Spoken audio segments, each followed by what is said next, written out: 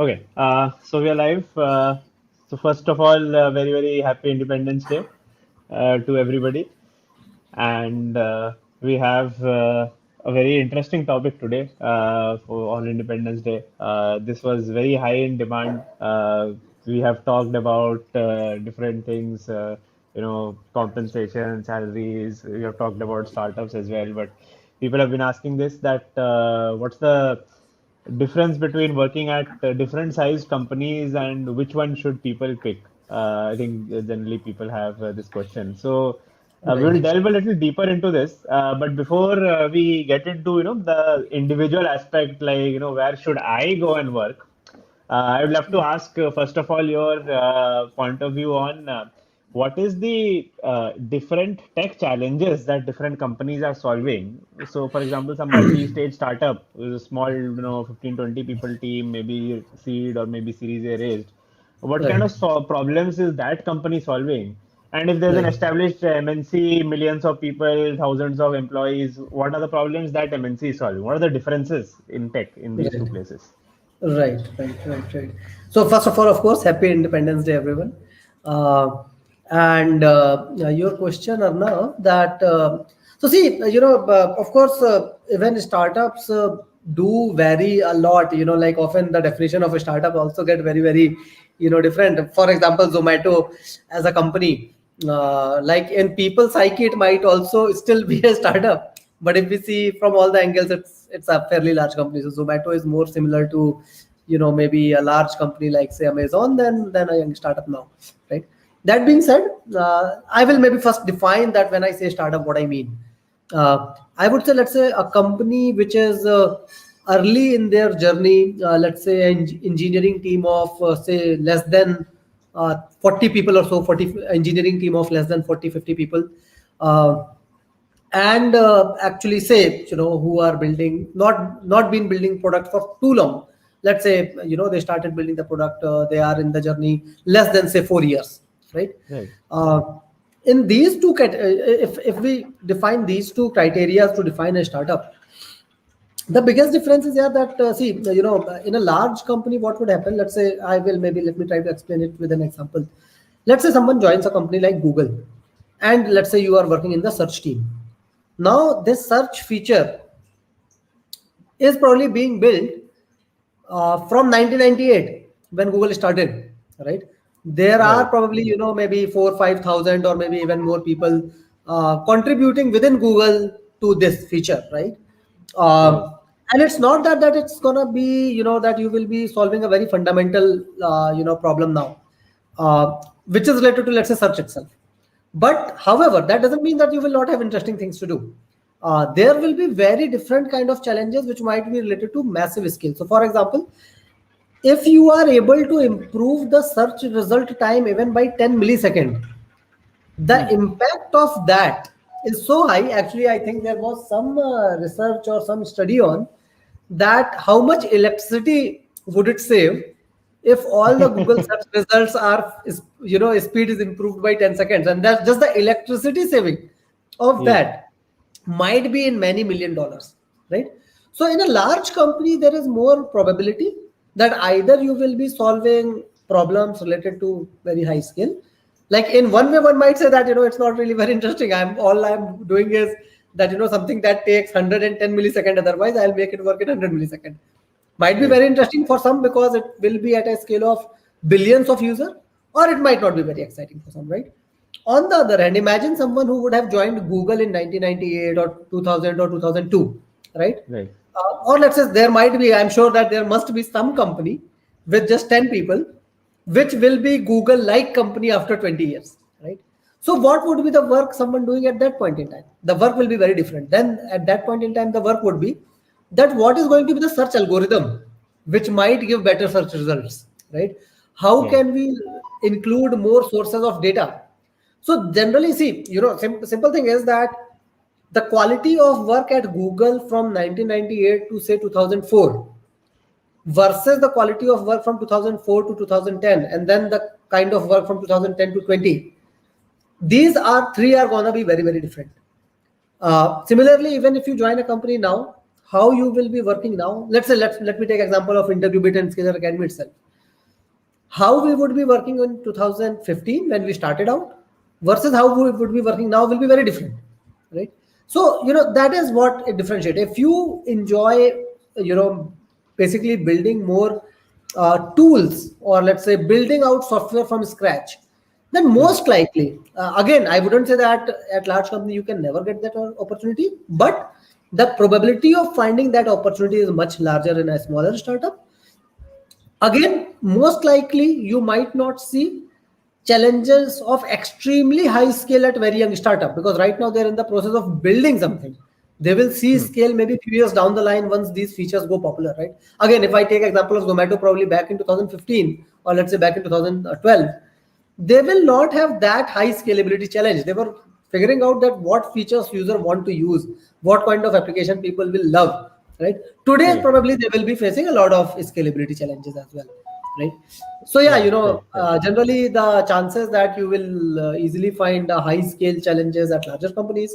At smaller companies you will build a lot more features, you will build applications, you will try to figure out what users love, right? So generally, as they say that if you want to make career as a product manager later, working in a Right. very young startup as a software engineer might be a great stepping stone for that, right? Right. uh, Right. Correct. so That's true. these might be some pointers about what are the differences. Right. Next up, I will ask you some questions about particularly, what are the things that people learn at different size companies. One interesting question, although that has come, so Albert has asked that is Scalar a startup? So what's your opinion on No, that? no, no. We are very much a startup, and as I said, that see, these are two basic variables. Just timeline is one thing. So, for example, Jeff Bezos often says that Amazon is his startup, and actually, it does. He's Right. not, kind of bullshitting, because at Amazon even today, the culture is that all the smaller teams will function very independently. There might be a team of 5, 10, 15 people. They can take a lot of decisions, and they are expected to run at the pace of a startup, which often sometimes results in someone who, let's say, want a lot of personal time. Like, as often people say that, in Right. startups that might be relatively harder, because kind of, people say that there is work and there's my personal life. Often at very, very young early stage it becomes one, that Hmm. my work is my life, right? And there's nothing wrong with that, of course. If you enjoy that, that is totally okay. But yeah, Scalar Academy absolutely is totally a startup. We continue to work in the same high pace, quick iterations, and a lot of independence to people, to freedom to do whatever people want to do for what they are building. Right. And of course, in So larger organizations, some of these features get lost. In a large organization, probably before you can do correct. anything, you will need a lot of approvals, a lot of people need to be updated about it, etc. Generally, at a startup, you have an idea, you can just go execute it. Makes sense. Makes sense. I'll just start off with a question, and this is, just starting off with, let's say, Yeah. this is the positive side of the things, and then we will move on to more comparisons and trade-offs in Right, terms of right, working. But right. now coming to, individual level, like if I go and work at a place, then what I get, what I learn, Yeah, and from that perspective, yeah, if we are going to say a very early stage company, like where you are among the first 10 employees, maybe where right. somebody has raised only, seed funding, angel funding, product market fit, they have not figured out. So, what are the positives out there for engineering? What are the things that we learn? What are some of Right, the challenges that we get, which can be great for us, in your right, opinion? right, right, Also, right. one more thing, while you answer that, I might just switch my Wi-Fi. This current one is giving a little bit of trouble, but please start giving the answer. I might switch the Wi-Fi Surely, if I surely, do that. Yeah. surely. Yeah, so in my experience, actually, I worked for a very large, almost government-like organization during my internship. Then I worked for a very young startup, where there were, I was the second engineer to join the team. And then, of course, then I started my own startup. One thing that I see is that while working in a very young startup, you very easily get an opportunity to kind of see the full life cycle of product development, all the way from, say, talking to your potential users, that what do they want, right? Then being closely involved with what feature, what tools, what should we be building, which our users, our potential users would like, or they will be Right. very happy with, right? Then implementing it, and then generally your job doesn't end there. After rolling it out, you see that how was the adoption, are people really using it? If they are using it, are they happy with it? Are they coming back to use it, or there's a lot of churn?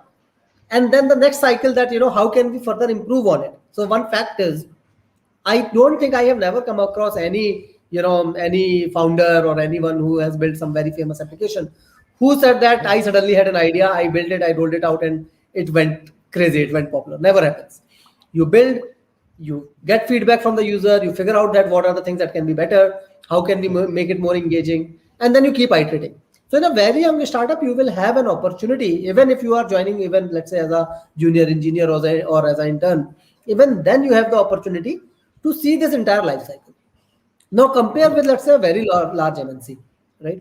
Now it is very hard to see the entire life cycle, because there will be not just people, there will be full departments dedicated to take care of each part, right? Hmm. And depending on which department you are joining, it is very hard to kind of get very deeply involved with other departments. So that I see as one of the biggest, like for people who want to grow very, very fast. Like one beauty of tech ecosystem is that your growth is actually not defined by how many years of experience you have. Like recently, I had seen this on Twitter. Someone tweeted that in Bangalore, things are so crazy that someone with 5 years of experience got an offer of salary in 1 CR or so. So which actually, actually it's not crazy, but it is a beautiful thing, because in tech it is only and only not at all about how many years of experience you have, and that is how tech operates, right? So like again, prime examples are, let's say, people like Zuckerberg or Larry Page, etc. They were very, very young Right. then when they built massive companies, right? And there were a lot of people in their early team who were also very, very young, and they were building one of the most valuable company of the world, right? So Right. at startup, you get an opportunity to grow at that pace. No one will Hmm. tell you that no, you don't really have a lot of experience, so you are not supposed to give inputs to say product, or you are not supposed to figure out what users want. Some senior people will do it. In a startup, you will get an opportunity to do everything. However, I know that this part was only about the positive, but I will also give a caution of advice that it doesn't mean that every single startup will give you that. What you need to see is that, is it a startup which is being built by a strong team, capable people, Right. and who is actually going to grow that fast. Like, of course, there might be plenty of people wanting to run a startup. If they're not the people from who you can learn, then it might also lead to a very bad experience, where you are clueless, there's no guidance available, there's no structure in place, and then you are just wasting your time, right? So again, Right. as I said, that it's not that just joining any startup is right, or just joining any big MNC is right.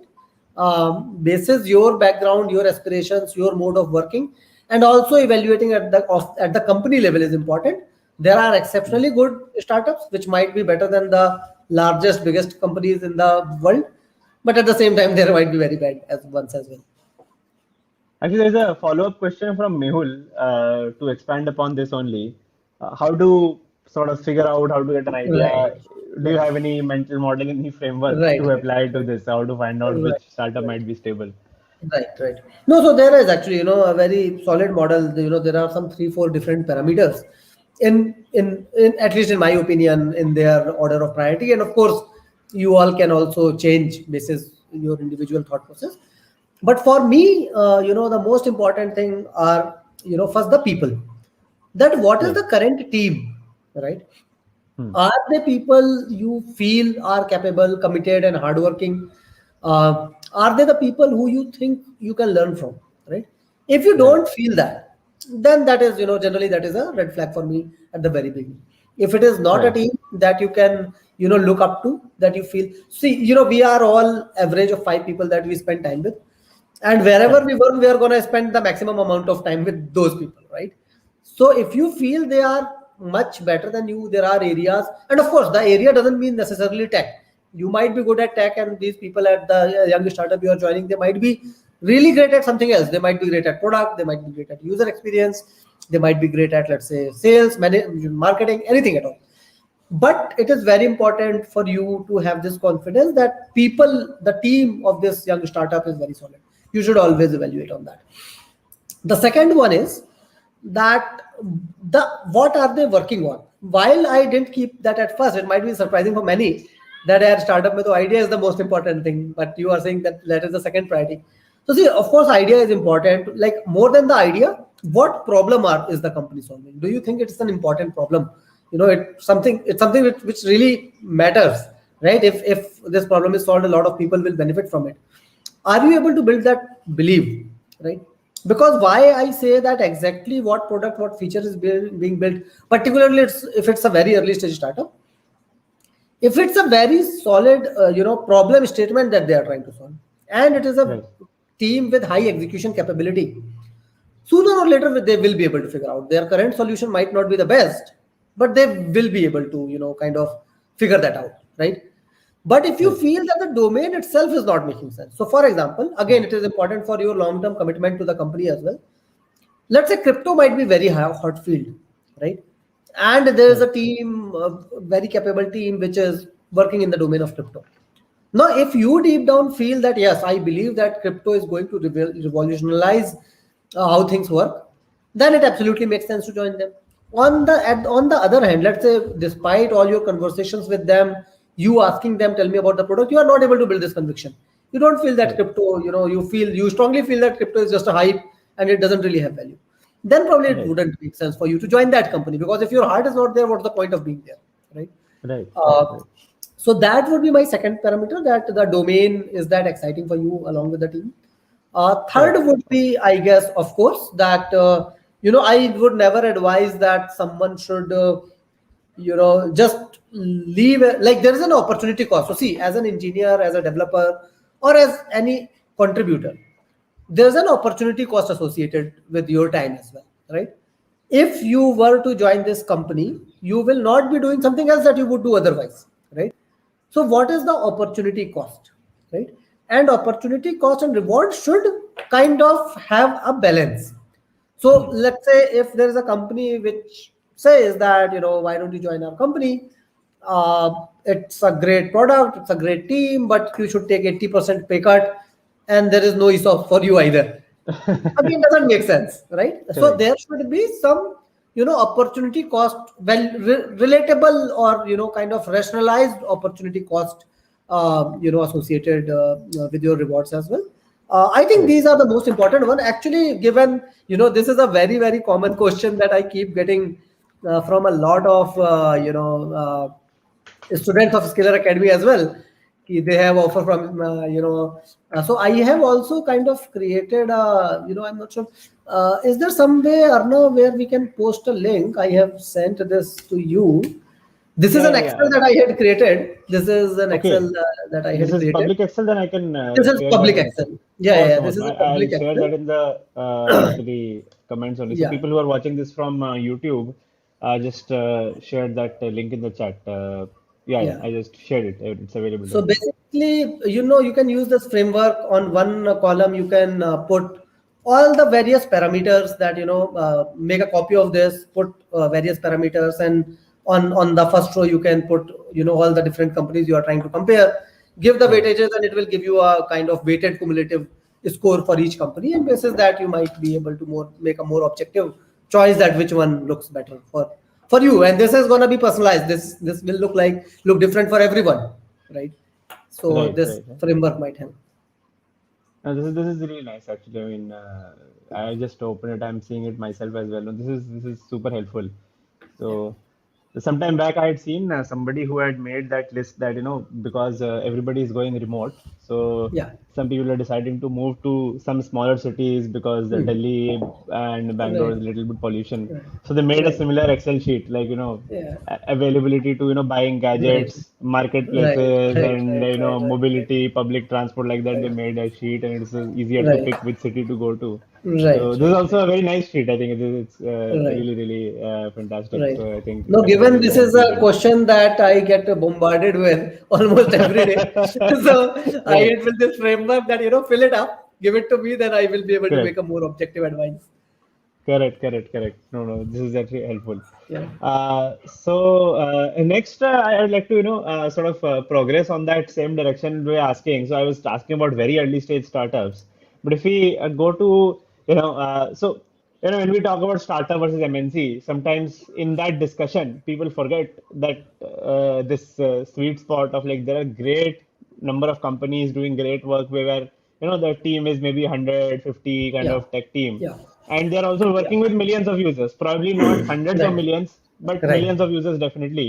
And they're doing some super innovation, and they also Right. have the money to give you good salaries. I mean, this is also a Right. pretty sweet spot. And Right. so I have seen a lot of my friends who have gained a lot in life, Yeah. Yeah. but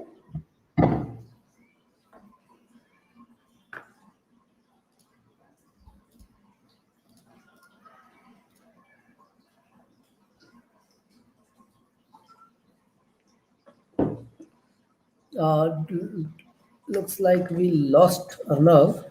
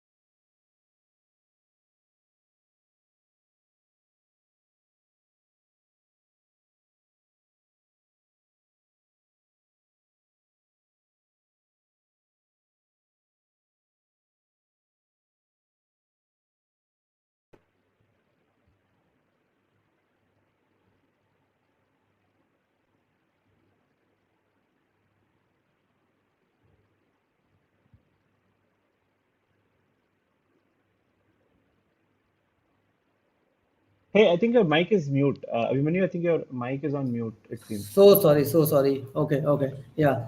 Okay. Welcome back, Arnav. So Yeah. thank So you. actually, there's some power repair work going on in my area, so that's why there is some power cut happened. But I think some of your answer was not audible to people. I think Yes. Yes. seems Yes. like I'll. last Yeah. Yeah. Yeah. 30 Yeah. seconds or so. Yeah. Right, right, right. So, we were talking about mid-sized or let's say larger startups, right? So, of course, the Yeah. startups can also be categorized as, say, a very early stage startup, say, a team of, say, 10 or less engineers. Then there could be, as in this question you mentioned, 50 to 100 team, many millions of dollars in funding. Of course, these companies generally would never have a issue in paying good competitive salaries. Often they end up paying even more than the larger MNCs because like they have to attract talent. Like we all might have heard Correct. the recent BMW bike thing, right? What are the how is it? What kind of learning can be expected there?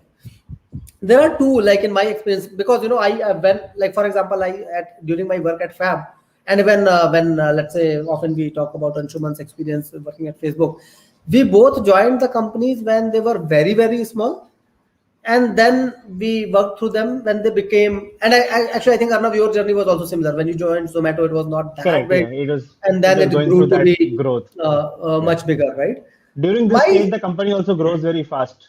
correct.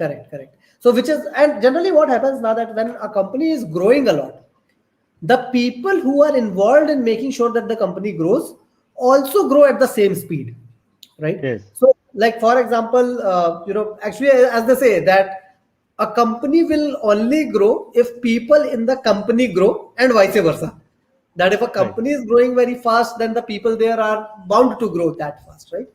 So that is one very big advantage of being a part of any such team is that you can crunch your experience of 10 years into 2 years. What, let's Hmm. say, working in a company which has already grown a lot. Now, of course, after that, they are going to grow at a certain pace, right? They might, let's say, still have 10-20% growth every year, but they will not be doubling down every year or might not be becoming 3 times, 4 times bigger than the previous year, right?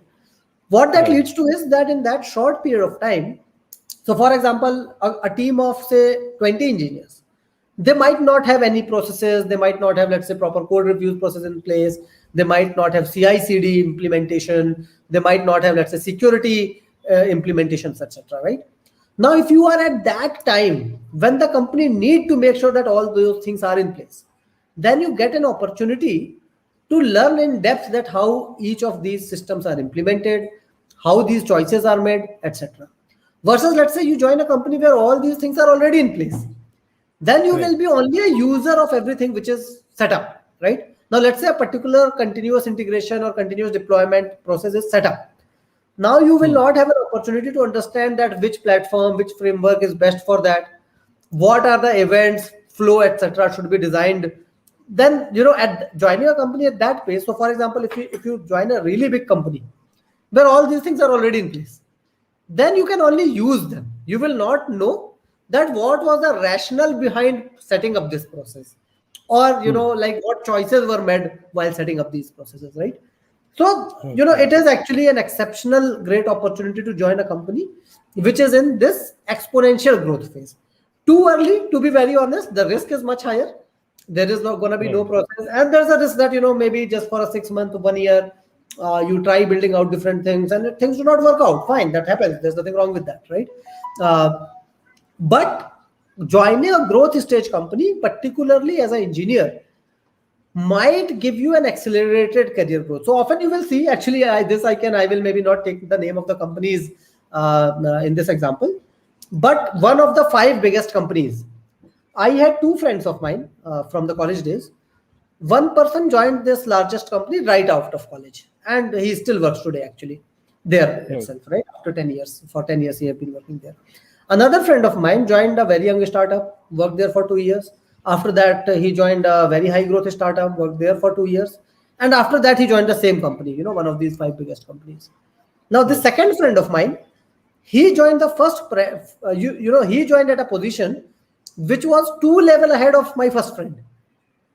The reason is, because in this 4 5 year of his journey, he Yeah. was exposed to so many responsibilities, things, systems, that Correct. Correct. Correct. this friend who started in the large organization itself never had an opportunity to learn, right? Hmm. So Hmm. Hmm. working Hmm. at a mid-stage growth companies gives you an opportunity to grow much faster. You can, Right. if of course, if you are taking initiatives, if you are showing leadership, you are taking up larger things, then it gives you an opportunity to grow much faster. Correct, correct, correct. No, no, I think I completely agree. I also felt like my time I spent at Zomato was kind of like a career accelerator for me. Correct. Uh, because the next company I went to was a big MNC, and there Right. at my age generally people never join at team lead positions. But I got Correct. that because I was leading a team at Zomato, Absolutely. so automatically that sort of happened. Absolutely. So Absolutely. No, so same with me and Anshuman as well. That our time at Facebook and Fab, we were able to, when we started out our company, so we had a lot of things that we had done in those companies, and we knew that kind of we can just reapply that experience, that knowledge, and build right. out things much faster. Otherwise, generally, Hmm. someone at 4 5 years of experience, it's very rare to have all those experiences. Right, right, right, right. I keep telling my mentees also, like, if you get these kind of roles where Yeah, if somebody gets a SD2 SD3 kind of role at a this Series B C kind of funded startup which has millions of employ users already, and like, go for that. There can't be anything better yeah, for the next 1 or 2 years of your life. yeah, You might end up staying there also for 5 years, but regardless, even the 1 or 2 years if you spend there, that's going to be very, very valuable. yeah, yeah, Um, yeah. so next, I think obviously moving on to a lot of people who also want to sort of know that the companies which are already established, the big MNCs who have offices across the world, Right. and the tech teams itself can be in thousands, Yeah. some Hmm. 10,000 maybe also, Yeah. right? And obviously there are benefits there because a lot of people want to work there. A lot of people are Right. working there, and they tell about the benefits. So definitely there are benefits of working at Right. the behemoths as well. So, Hmm. but the different obviously the advantages are very different in nature. There are different things you Right. gain working at a big company. Right. So if you can Right. shed some light on that, what kind of things that you gain in this case if you go for a big company. Right, right, right, right, right. So, of course, working at the large companies have their own benefits as well. Uh, One, however, which is often is the most common cited, which is the job stability. Actually, it is not a benefit. Now, this might sound funny that how are you saying that my stability of job at a large organization is not a benefit? Because see, the job stability is never with a company. The job stability is always with your skills, right? So let's say if you even if you work at a very large organization, but if you do not really possess the best of the skills, or let's say after joining, if you stop, learning, or if you stop really contributing to important things, sooner or later, see, no corporate company is a socialistic company. uh, Right. if you're not contributing, you will not sustain anywhere, be it any company, right? Right. And if you don't have skills, it will be almost close to impossible for you to find job again, right? On the other hand, if you are best in your skills, if you are in, let's say, top 1%, 5% in your skills, then Right. even if you join a very young startup, let's say without any funding, and let's say things do not work out, 6 months, a year down the line, company has to shut down. Like, I have never seen a very skilled engineer having to, not being able to find jobs within few days once they start looking for job. So your job Mm-hmm. stability, your security actually lies with your skills, not with the companies you are working for. In 2008-9 recession, for example, I remember when we joined college in 2006, Lehman Brothers was a company which was the most looked after company. Everyone, it was a dream job for anyone looking for investment banking or financial Yeah. jobs.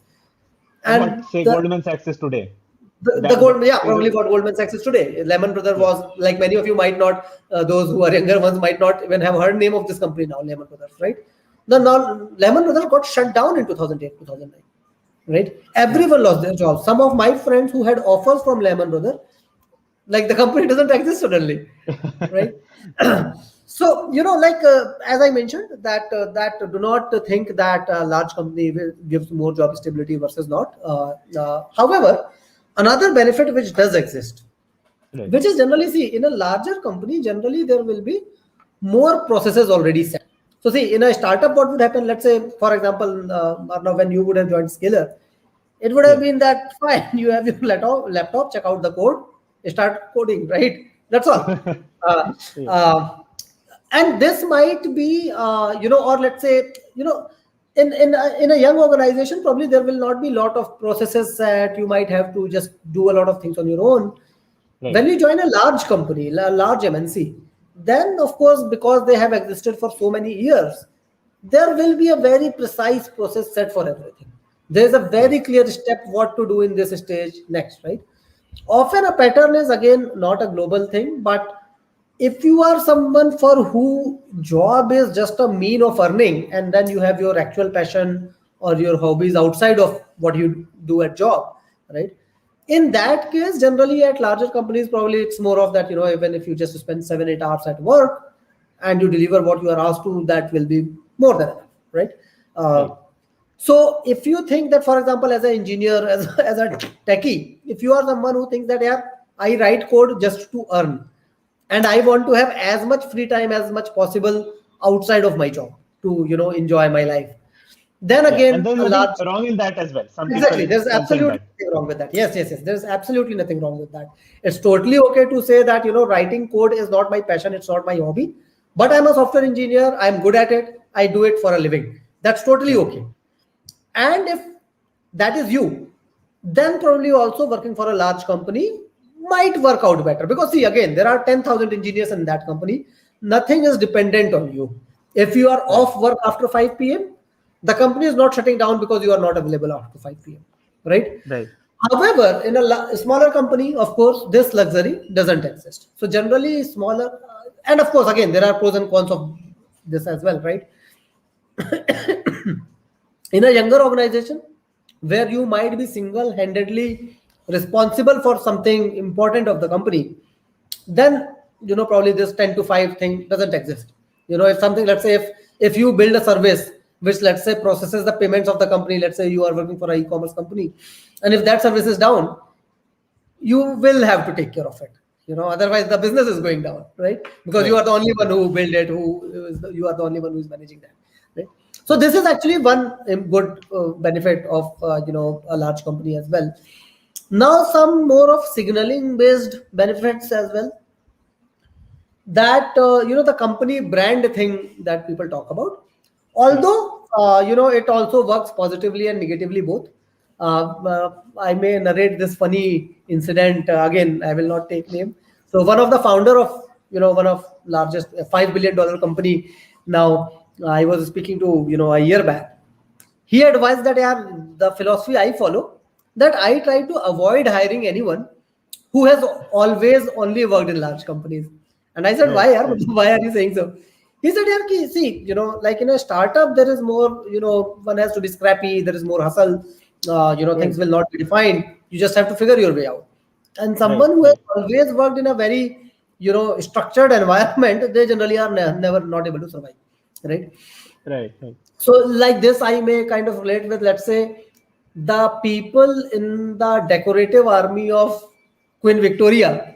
They will Right. not fit into, let's say, a guerrilla, warfare Correct. battalion, right?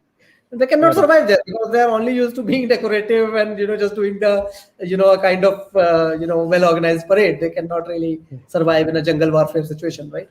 While startups are more like jungle warfare, it's fun, but of course it's different, right? Right. Um, so yeah, I think these are some of the I see as some positives of working for a large company as well. Anything that you would want to add, Arnav?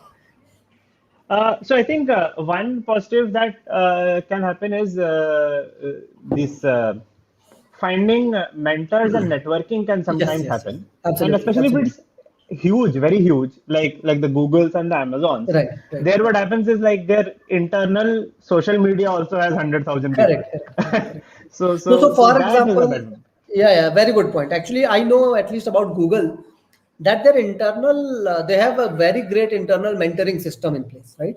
Hmm. And of course, there is a high volume of high quality talent, good community of highly talented people that exist inside these companies. Right.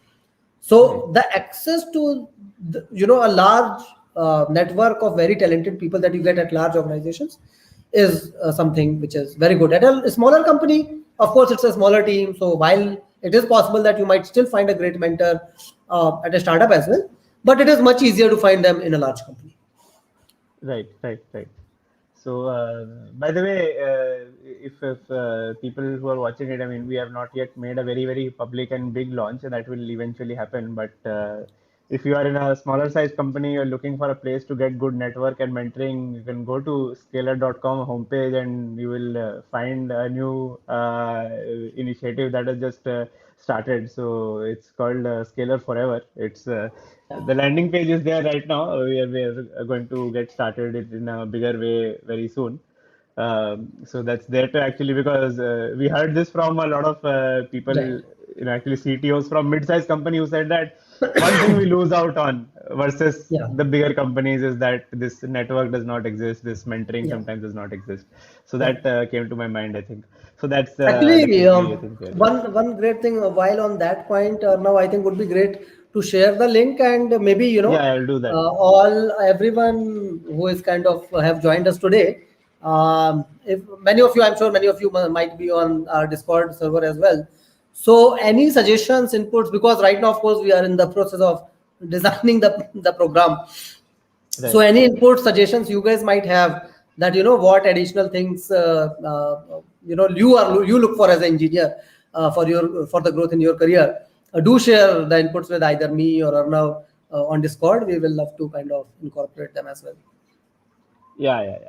So this is a very different kind of initiative we are starting. It's not like, sitting in a classroom and teaching, which is like for a specific goal. Like if somebody wants to crack an interview or somebody wants to learn a new technology, that is a good thing. But if you want to long term keep learning and become a better engineer, then the network, the mentoring, the community, those things are sort of primarily needed. And Right. then we have been trying to create a space where that is available. So yeah, and definitely any suggestions anybody has, I'd love to get those. So going on to, I think the sort of now, contrasting the things together, if I put. So if if someone moves from a large organization to a smaller one, what are the trade-offs that happen, and what kind of Yeah. mentality switch that they need to do? Right, right, I right, mean, right, there are some new pros that will come up, some new cons will also right, come up accordingly. right, Uh, right, and I think taking that same thing that you were saying, right? Sometimes some founders might even think of avoiding big company people because they yeah, might not be able to adapt or yeah, something like that. But if somebody is right. making that kind of a switch, what should they do? Yeah, right, right, right. No, first thing is, of course, while the founder I was mentioning is a very, great person, but in general, I generally, avoid generalizations, because, it's not true that, anyone who has worked at a big company cannot do great at a young startup, right? Some might be able to fit in, some might not be able to fit in. That being Right. said, one very important mindset shift, and actually, see, skill wise, anyone at a large organization who is doing great, they will be great skill wise, hard skill wise, right? They Right. definitely are great programmers. So skills, generally, I have never seen skills being a challenge. That to work at a startup, you have to learn some different kind of skills. It's 99%, it is about the mindset shift that is needed, right? Now in a large organization, it is very natural that anything that you want to do, execute, it is natural to expect that the entire structure around it, frameworks for it, etc., need to be in place. And if something is not working, let's say for example that you wrote your code, you build out a feature, and then it is supposed to be deployed. Now let's say there is some issue in the deployment system or deployment script, because of which, let's say, some issue happened on production, right?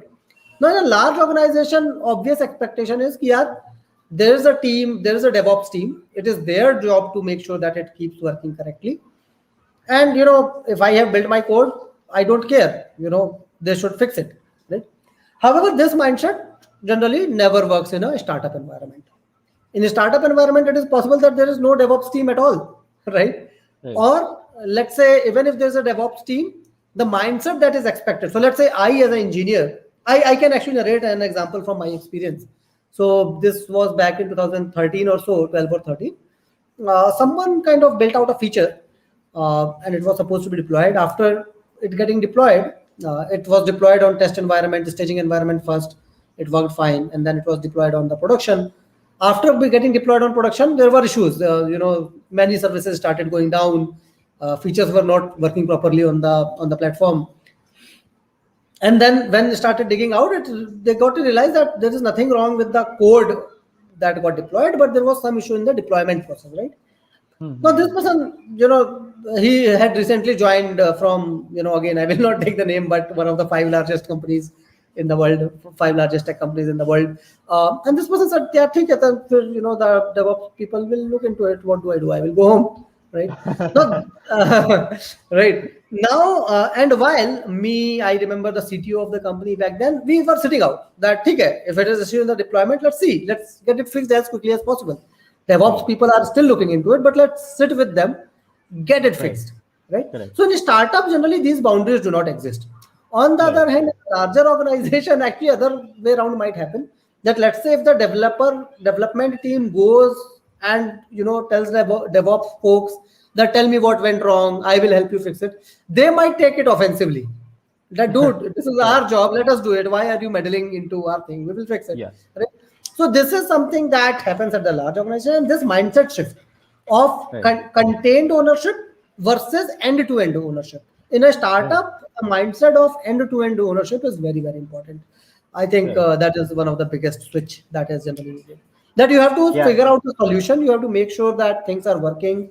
Another important point that I can also make is that in a startup, irrespective of what your role is, you always have to keep an eye on the end result. That what end result is it driving? Right. While in a large company, it is okay as long as you wrote code which doesn't have any bug, you will be fine, right? Because that's all you were asked to do, and you can just keep doing that for many years, and you will keep growing well, right? But in a startup, you also have to ask that if I'm writing this code, what feature is it exactly building? Is that feature even useful? Do user want it? If you feel that this feature shouldn't be built, it doesn't have any meaning, no one would want to use it. So you cannot say कि यार मेरे को तो product manager ने बोला था तो मैंने बना दिया. You are supposed to be asking that is it really useful? Should we be even making it, right? Or is there something more important that we should be instead making, right? In a large organization, you are probably not expected to have these inputs. But in a startup, again, if you want to grow faster, if you want to have more ownership, then you will have to think have a full picture in view. You cannot just have a narrow view that I was asked to do this, so I did this. Right. By the way, we just got, I think Rohit just said that he has taken a look at Scalar Forever and he thinks it's really cool. He's also asked when expected to start. So we are trying our best. I think mid-September we are trying to do that as it's written on the website. So stay tuned. Watch our YouTube videos. We will cover about Scalar Forever specifically in detail on our standalone video as well very soon. And you can click on join the waitlist. We will send you a very nice email the day it launches. Okay. So what we just discussed, I think the other way around is something. I mean, I just few years back did the same thing, went from a smaller company to a larger one, and exactly what you were saying. I think I went through a opposite journey, and while at I think Zomato, I used to sort of push back against product managers a lot that why are we doing this in the product, is this going to be good for the product, like I am not the product manager, I'm the engineering lead, and yet I used to have a lot of inputs in the product, and sometimes some backend API update needs to be done for a new feature on the app, and if a backend engineer is not yet aligned, I have contributed a bunch of commits in the backend repository as well. So it was a huge, massive PHP repository. It was very hard to read the code for me. Somebody who has not worked on PHP backends a lot. But I did that because it has to be pushed. So we just go ahead and I have made commits and then went to the CTO and like sir PR है उसको तो एक बार review करके merge कर देना like that I've done. When I went to a bigger MNC, then my manager used to keep telling me, don't do those things that you do at a startup. Here somebody might get offended. Like you might be thinking you're being helpful, but they might think that we will do it on Monday. Why on Friday evening you have to send pull request to web team? Correct. So those kind of things. No, so these are different environments, and something which might be right in one might be wrong in other one, right? So the comparison is as I said, a decorative army battalion versus a guerrilla warfare army. What might be the right thing to do for a guerrilla warfare might be very inappropriate for a decorative army, and what might be the right thing to do for a decorative army might be just useless for a guerrilla warfare army, right? Correct. Actually, expanding on that question a little bit, I would also say that in what circumstances might one want to move from a smaller organization to a bigger one? At what stage in life do you think that can be actually a helpful thing to do? So generally, like again, my opinion, of course, there might be multiple more reasons as well. Would want to emphasize that the reasons that I am listing out are not the limited reasons. Some of the transitions which are high value are if you have spent enough time building out products in a small team, and if you are able to join a larger company for a new initiative, a new project in a leadership role, you will suddenly find an opportunity to play the same game, but at a much larger scale with lot more ammunition on your side, right? As an Right. example, let's say that if you have worked with in a bunch of startups building B2C mobile applications, etc., you understand how how to build quickly, how to iterate quickly, how to build high quality products. Now let's say Google was launching Google Pay in India, right? And if you are able to join in a good position in that team, now you will have an opportunity to kind of build an app which will be used by billions of people suddenly, right? You will Right. not, like, so for example, let's say if Google launches Google Pay, within a month or two or three, probably it will already have hundreds of millions of users, right? Now this will not happen with any startup. A startup might eventually get there, but it is going to take much longer time, right? Also, the kind of resources that you can find in a large setup, in a large organization, candidly, is insane, right? So you will have, even kind of, you can play around with data clusters, server clusters of thousands of servers. You can play with all of that. You will have access to a lot better tools, better, larger team of very, capable people. So if you find an opportunity where you can lead into some new teams, then definitely it makes sense that you have accumulated skills. For example, Arnav, when you moved from Zomato to Target, right? Yeah. It was kind of a similar transition that you have kind of accumulated all the skills, and then you can Yeah. you might also be able to kind of maybe give some Yeah, inputs so I from think your I felt experience. like I wanted to understand that, I think engineering learning wise, I feel there are three stages of learning. At least I felt maybe there are even more stages than you can say. I think one is that when you get your hard skills in place, like, Right, how can I build a great Android app? How can I, you put me in a room of 10 other right, Android engineers and I can build the best Android app out of them. right, So that's, I think I felt like, that's one stage. And then the phase that I was at Zomato, I think I felt like, that's where it was a mid-stage startup, growing very, very fast, growing from, 30, 40 cities to 500 cities.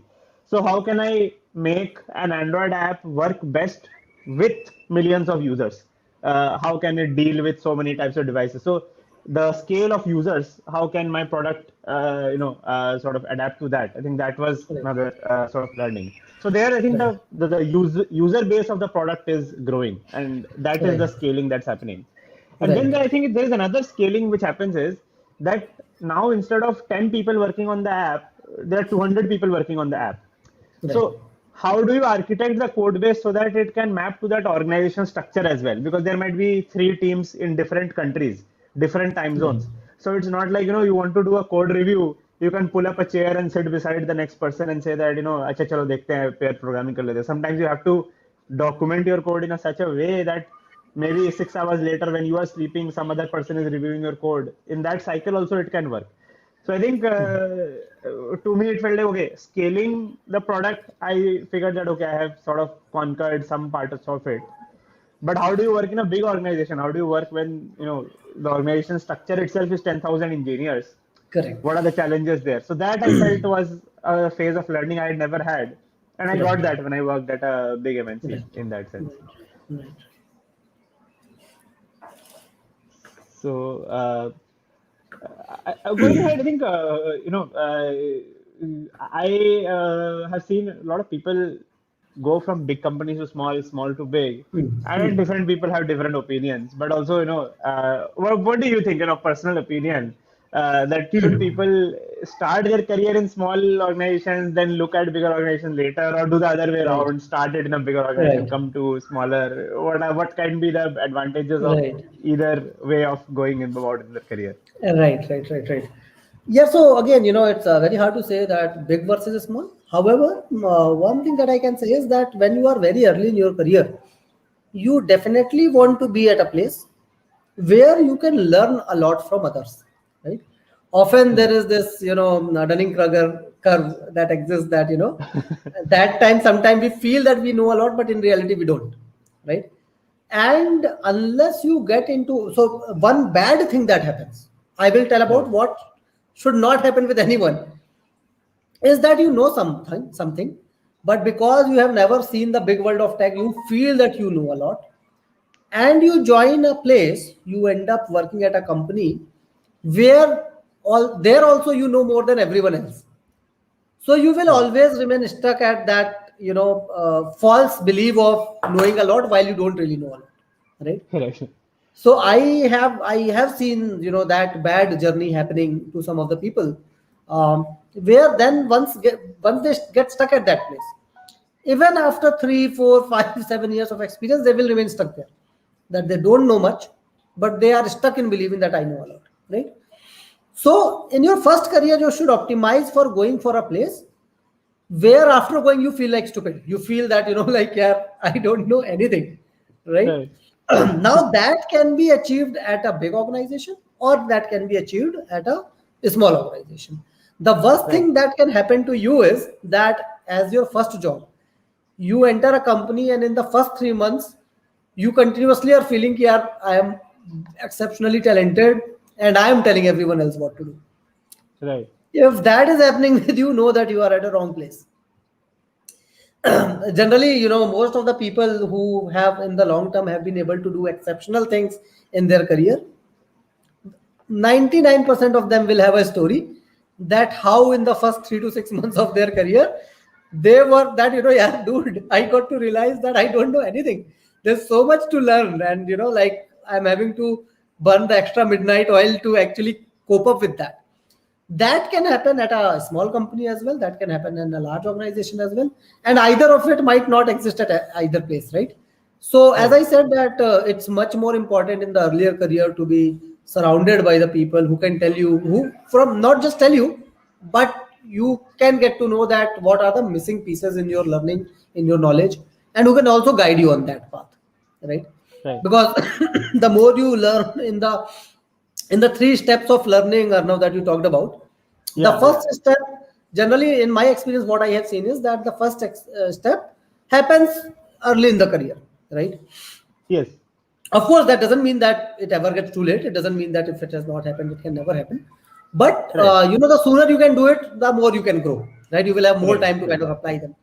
Right. Once you Right. have, let's say, 7, 8 years of experience, then you can also consider that fine. I can go join a company as a CTO, or as a senior engineering manager, or a senior architect, and I am okay even if the others don't will not be able to help me learn it, but I have already accumulated enough hard skills to just help the company build the stuff.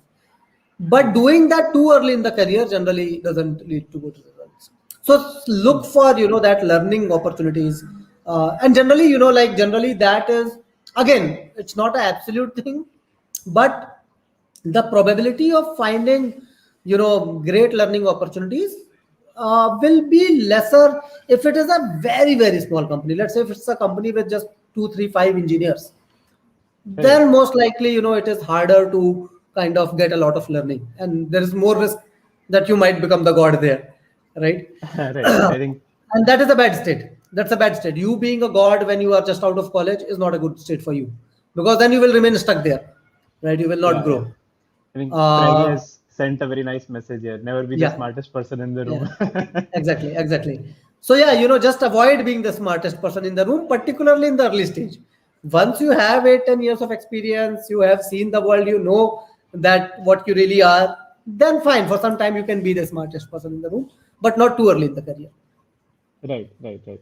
And I think if sometimes like it can happen to people who might be engineering lead or a CTO in a early stage startup, then if you are the smartest person in the room, then parallelly also be another room where you are not the smartest Correct, correct, person. correct, correct. Absolutely. Find some mentors, find some seniors, so talk to Absolutely, yes. them. Those things Right, you have to do because right. I felt like me, Varun, we used to do the same thing. We were coding blocks. I think building the tech team. We were building that team, so I think we were the senior most people. So obviously that feeling can sometimes happen, and that Correct, feeling once you realize that it's you cannot grow if you are the smartest person, correct, then you should immediately look for places, go correct, open source communities, contribute to some correct, complex project.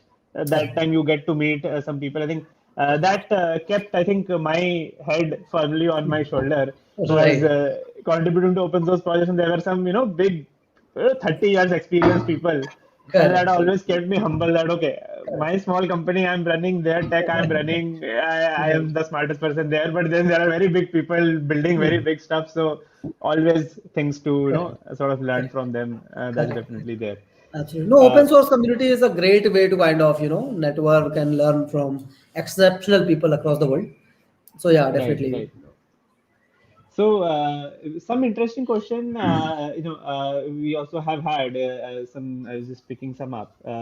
So, one thing is about working in startups. There has been a question from Shalom, I think, Uhed Shalom. So, he has asked that some people in startups seem to be still figuring out process, delivery quality changes.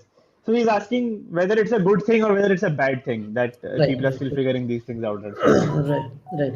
No, generally what I have seen is that if the company is growing, then it is a very good thing, because then you get an opportunity to figure out solution for setting up the right processes, right? Which will be in the long term, which will be very useful for you for the senior leadership positions, right? As I mentioned, that either you can be a cog in the wheel, or you can be the one who designs the entire automobile, right? And if Right. you are in this stage where the startup is setting up the processes, defining how things should be done, then you have an opportunity to design the entire automobile. Versus, let's say, if Right. you just go sit out in a well-built car or a train, then you just sit in it. You enjoy it. It's moving very nicely, but you do not know Right. how this was built, how it was designed, what were the reasons to kind of take every decision, right? So generally, it's a good thing if the company is growing.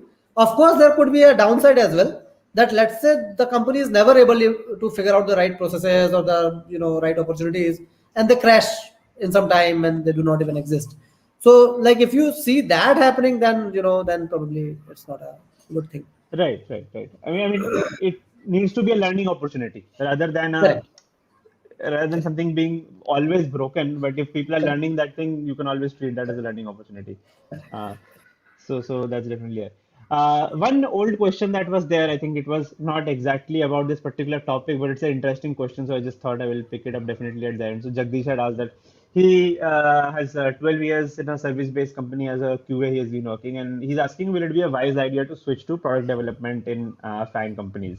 And I Right. think this is a very common question that you and Correct. Anshuman face a lot with a lot of Right. your mentees. Right. So shedding some light on this. Right. No, so it absolutely is a good idea. It kind of opens up a very big set of new opportunities of growth, doing, you know, kind of getting a chance to work with very highly capable people in the field. So no doubt it's a great idea. However, that being said, that the transition is, it's not a switch. It's no magic bullet, or a silver bullet or a magic pill that this transition will happen just like that. Like, generally what I have seen, that you will need a long term roadmap to build your skills, build projects, do some development before you can actually make this transition, right?